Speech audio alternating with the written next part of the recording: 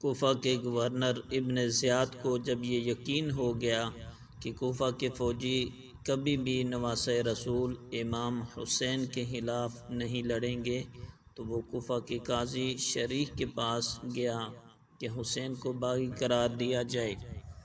وہ قاضی حضرت عمر کا مقرر کردہ۔ بسم اللہ الرحمن الرحیم۔ مسلمانوں کی تاریخ میں ایک عجیب اور غریب شخصیت نمایاں ہے جس کا نام قاضی شریح ابن حارث ہے۔ اس شخصیت نے رسول اللہ صلی اللہ علیہ وسلم کے زمانہ میں اسلام قبول کیا، مگر اس کی ان حضرت صلی اللہ علیہ وآلہ وسلم سے کبھی ملاقات نہیں ہو سکی، اس لیے وہ صحابی کا درجہ حاصل نہ کر سکا اور تابعین میں ہوا۔ یہ ایک نہایت قابل شخص تھا، فقہ اور حدیث کا عالم تھا، شعر اور شاعری سے بھی دلچسپی رکھتا تھا۔ حضرت عمر رضی اللہ تعالیٰ عنہ نے انہیں کوفہ کا قاضی مقرر کیا۔ بعد میں حضرت عثمان نے بھی انہیں اسی عہدے پر برقرار رکھا اور سیدنا مولا علی شیر خدا کی خلافت میں بھی قاضی شریح اپنے عہدے پر برقرار رہا۔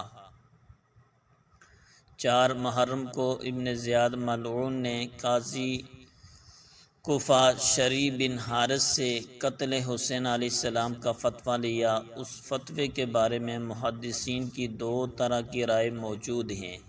آئیے تفصیل سے اس کا جائزہ لیتے ہیں۔ حضرت مسلم بن عقیل کی شہادت کے وقت مسلم بن عقیل کے دونوں شہزادگان قاضی شریح کے گھر میں تھے۔ جب اس نے دیکھا کہ ابن زیاد ان شہزادوں کی تلاش میں دیوانہ ہوا آ رہا ہے تو اس کو خوف پیدا ہوا اور اس نے رات کی تاریکی میں بچوں کو اپنے بیٹے کے ساتھ کوفہ سے باہر بھیج دیا، جو ان معصوم بچوں کو ایک قافلے کا بتا کر وہیں ویرانے میں چھوڑ آیا۔ ابن زیاد ملعون نے جب کوفیوں کو امام کے خلاف جنگ کے لیے اکسایا تو سوائے خوارج کے کوفی اس کام پر آمادہ نہ تھے۔ ابن زیاد نے قاضی کو کہا کہ وہ امام حسین کے قتل کا فتویٰ دے تاکہ امام کے قتل کا جواز حاصل ہو سکے۔ قاضی نے بھی اس قدر وزنی کام سے پس و پیش کا مظاہرہ کیا۔ ابن زیاد نے قاضی کو 1,00,000 اشرفی کا لالچ دیا اور 50,000 اشرفی قاضی کے گھر بھجوائی۔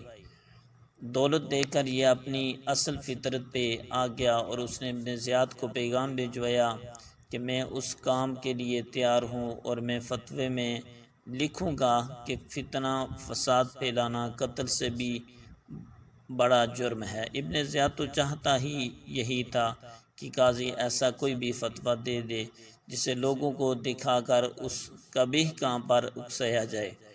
ابن زیاد نے وہ فتویٰ قاضی سے لیا اور پھر اس نے اس فتوے پر شہر کے 2 دوسرے بڑے ضمیر فروش ملاؤں سے مہریں لگوائی۔ ناظرین، بہت سے مفسرین یہ بھی کہتے ہیں کہ قاضی شریح نے یہ فتویٰ نہیں دیا تھا۔ بالفرض اگر مان لیا جائے کہ صریح اور واضح طور پر فتویٰ نہیں جاری کیا گیا تھا تو یہ ماننا پڑے گا کہ جس طرح سے قاضی شریح اور ابن زیاد کا تعلق تھا اور پھر قاضی شریح نے ابن زیاد کے آگے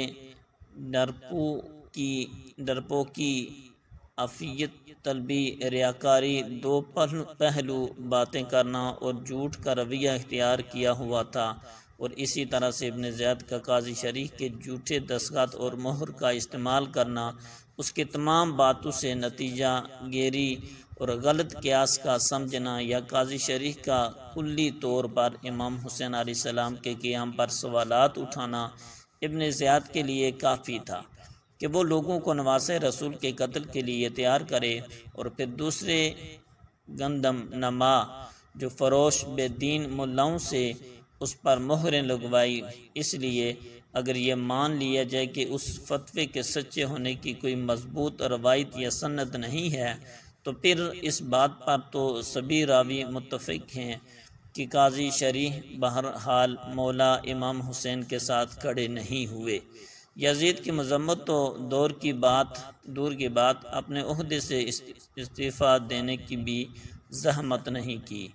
خانوادہ رسول صلی اللہ علیہ وسلم دن دہاڑے بے دردی سے قتل ہو گیا، مگر قاضی شریح نے بطور چیف جج ایک لفظ بھی نہ کہا۔ ایسا جو ذرہ برابر کا فیصلہ تو یہودی کے حق میں کر دے اور اللہ کے آخری نبی صلی اللہ علیہ وسلم کی آل اولاد کے قتل پر خاموش رہے، اس کی قابلیت اور علمیت کس کام کی؟ سانحہ کربلا کے بعد کوفہ کے حالات خراب ہو جانے اور مختلف قیام اور تحریکوں کے اٹھنے کی وجہ سے قاضی شریح تقریباً 9 سال تک اپنے عہدے سے کنارہ گیر رہے۔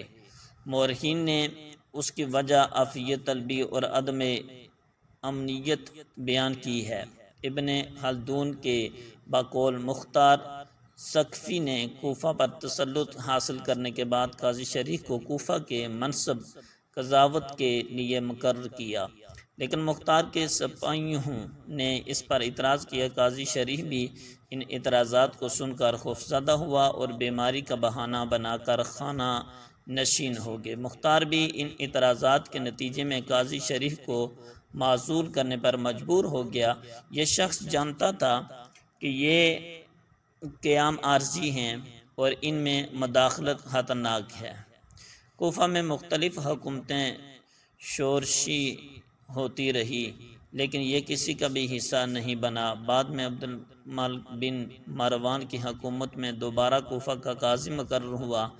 اس دوران عبد الملک بن مروان نے حجاج کو کوفہ کا گورنر بنایا اور قاضی شریح اس وقت نہ صرف کوفہ کا چیف جسٹس تھا بلکہ حجاج کے مشاورین میں سے شمار ہونے لگا۔ اللہ تعالیٰ سے دعا ہے کہ اللہ تعالیٰ ہمیں اہل بیت کی پکی اور سچی محبت عطا فرمائے۔